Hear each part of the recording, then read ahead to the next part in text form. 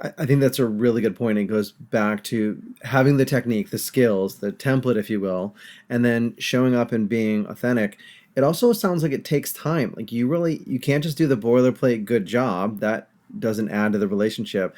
That you have to really pay attention to your employees, and that makes the difference, I imagine. Yeah, and actually, I mean, so people often ask, well, how do you know what a person's language of appreciation is? And we've worked at it over time. And in the five love languages, Dr. Chapman talks about, sort of you watch what they do to others and, try to do that. That's fine in personal relationships. You don't have that many data points in the workplace of observing somebody showing appreciation, right? So that doesn't work. Obviously, remotely, it's tougher. And also, we've found that only about 75% of the time, which is decent, but do people use the language that they actually want, okay?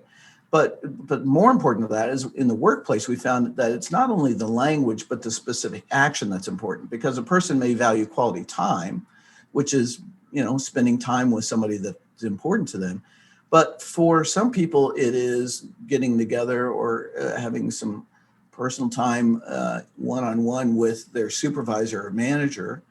That's less so. That used to be more the case, but now it's more about getting together with peers and hanging out with their colleagues. And so you could get the language right and assume, and I tell managers, just because your team member has quality time as their language doesn't mean they want time with you. Okay. So, we can't make, you may be great and all that, but I've had people say, my manager is intense and I'm sort of shy. I don't want to, I don't want time with them, but I want to go to lunch or go out afterwards. And so we developed an online assessment that comes with the book. We've had 250,000 plus people take it.